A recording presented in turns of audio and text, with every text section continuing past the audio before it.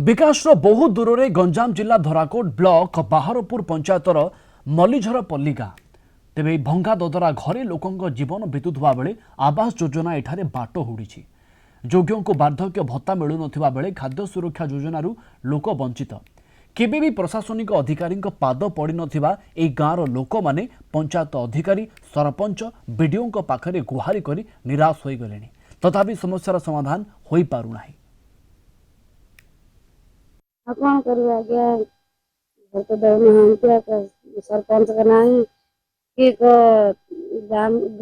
सभा गला आसे कहते जे कहीं घर आसे बोले घर वाले कहीं दौना झाटी मारे पूरा क्यों करू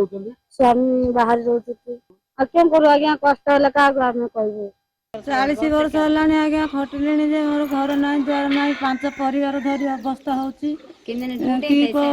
पुओ झीर कार हेले ना लगे देले चाउल हेले मिलता चाउल कटे देले